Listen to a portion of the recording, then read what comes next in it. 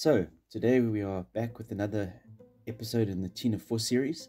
We are going to look at templates and how we can use them to put our information up on the screen. So let's just kind of recap where we were. We had this little guy and he's eager to get some information out. So he clicked something on his computer and that sent him to our routes, where we directed him towards a helper, which then got us some data from our database or our model. And today we're going to look at, well, how do we display that in a meaningful manner on the screen for him? So let's look at our code. And if we kind of go back to what we did, we had our route here, which you can look at in the routes video, which allows us to direct his request through to this model helper, which we have here. And again, go have a look at that video to see how we did the helpers. And of course, we are just fudging a database, which isn't a real database. It's just an array with some data in that we're fetching as our database. The return, we are just actually currently just putting it out as a response. We're just putting the string out to the screen, which isn't quite the way to do it, because we'd like to send it to a template, because the template allows us to one, get quite complicated with the way we piece things together, but two, it allows us to do better styling, or it allows us to do better presentation. So let's go and see our web browser and see what we've got available. And there it is, our starting point, so we don't get that little error. Let's go and look for one of our superheroes. And naturally we get to see I am Clark Kent. So it brings back superhero number 1, which is Clark Kent. But it would make sense to try and print that out a little bit better. So let's go back to our code. So the first thing that we need to do is go in and create ourselves a template. So we're just going to create a new file. And we are going to call it superhero.twig. So Tina4 uses the Twig templating engine. We're going to add that to Git, and it allows us to use the templating engine to dynamically create our web pages with the data that we send it. So just as a tester, because I like to do tests all the way through, just to make sure that you've got the data or the information flow flowing properly, we're just going to say superheroes coming soon. Okay, now I'm hoping that Tina4 and her Twig templates will be clever enough to deal with that. So then the question is, well, how do we call that? How do we call those Twig templates? So we'll go back to our route where we actually were returning this out. So what we're going to do is we are going to, instead of rendering out a result, we are actually going to render a template, which we are going to pass the template to, the one that we want rendered out, which is superhero.twig. And the other two variables we don't have to pass because they actually are just optional. So we're going to then save this work. We are then going to go and look at our browser and do a refresh. And there it says superheroes are coming. And if we actually looked at the source page of this, you would see that Tina's actually filled in all the HTML, the basic HTML stuff. So that is all we need to do there. So we can go back to our code, and now we can just start playing with that twig function. So you can see that I've put in a little bit of HTML here. I'm almost sure if I took this out, it would make a difference, which is actually what I do want. Let's just test it. Always like testing these things. But I don't think it's going to cause us a problem, and as I suggested. Right, so we're going to maybe put in that one div there, and maybe I'm going to put in another couple of divs just for fun. And I'm going to get rid of the superheroes. I'm going to copy this over maybe another time, and what I need to do here is I am going to put in some of the stuff I want. So maybe we put in here, we'll put in an image placeholder, and over here we put in a name,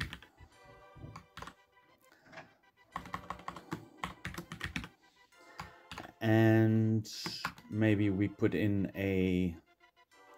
their first name in there. Let's put their first name here, like this, first name, and we'll put in their surname. Don't know why I copied that over, because it doesn't look like it's necessary. Now, obviously this is very rough, but it gives you the idea of where we're going. So it allows us to build this out. So let's go and have a look at it. And there's an image placeholder, there's a first name and a surname, and obviously things are not looking overly well constructed. So I actually think I'm going to do this.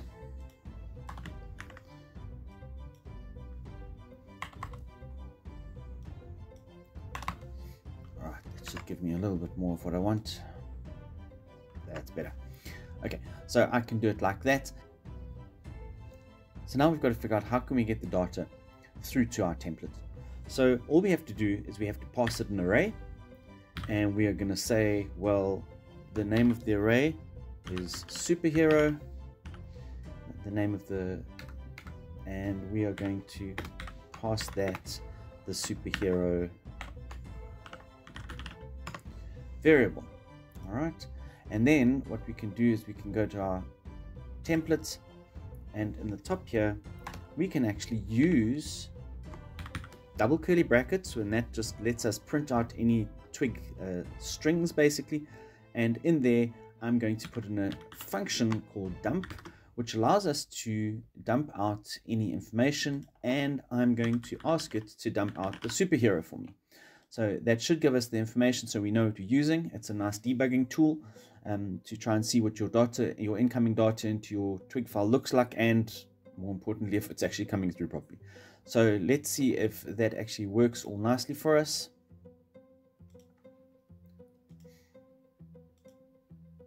And there we have it. So we've got an array coming through, and there is all the information that we need. So now what we can do is we can actually use that in this position. So we can say, well, we know it's called superhero, and we know it's called, if I just flop back, it's first name and last name. So there's first name, and I can also put in here the superhero last name, and that should give me the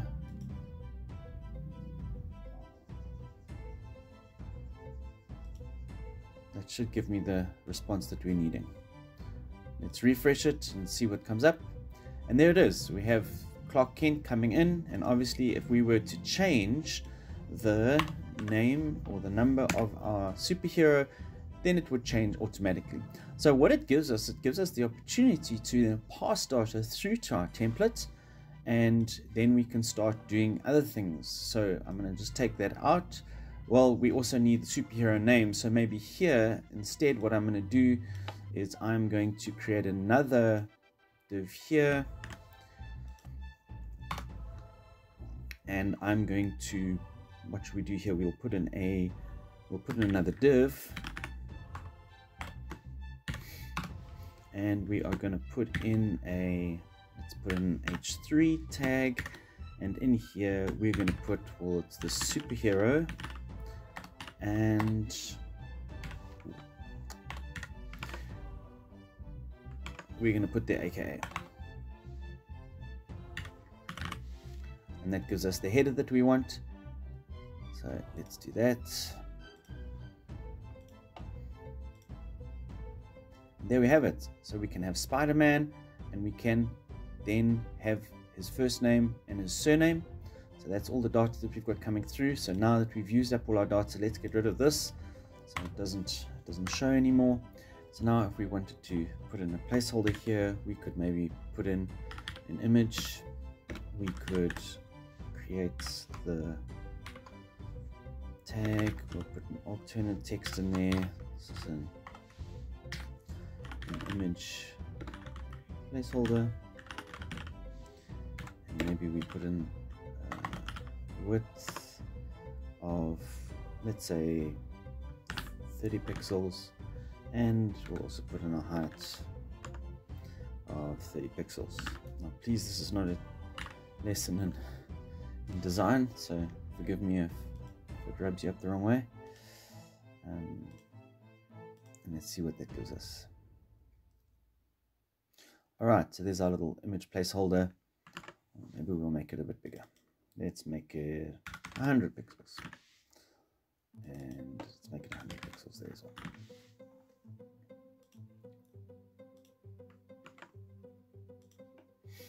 Alright, that's maybe a bit better.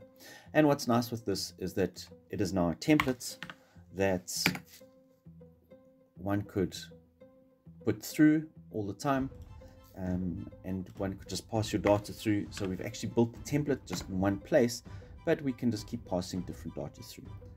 And maybe what we'll do is we can put in a little bit of styling, and I think we would do this differently. And as I said, this is not a lesson on styling or design, but just to show why we can start doing these things.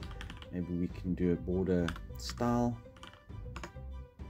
and we'll do a solid, and then we can save all of that, have a look at it, and it puts out a whole border. Again, not pretty, but one sees the purpose. And so you can then start building out all of your templates, adding them together, putting them in different ways, doing all your front-end design using templates, but only coding it once and being able to pass different amounts of data through to it. So again, you can render out a template, you can then pass data to the template, and then you can do your design work in your templates. So your template is kept separate from your data, and it allows you just to keep it nice and clean. In a later video, you can maybe, if by the time it's already recorded, you can look forward and see the episode on templating and a little bit more in-depth templating and what one can do with it. But for now, this shows the purpose that our little man that we've been dealing with, he'll be a happy camper, because now he's got his data flowing through to his templates, and he then now has got everything that he needs. And that brings to a conclusion the little first part of the series on how to just get program flow through the Tina4 system, going through a route into some kind of a helper, which then gets data, or a model, and gets data from your database, which then pushes it through to your view or your template, which then gives information to your end user. So we will now start going into some of the details that we need in more depth. But the first thing that we're going to need to do is we're going to need to actually connect this up to a real database, and see how we can then pull information from a database and look at all the other database related options that are available in Tina4. Look out for those. Thanks very much. If you haven't already, maybe check out the rest of the series, all the other stuff that is on the Tina4, and you can also check out the Tina4 documentation on the Tina4 docs website, which I will leave a link in the description below.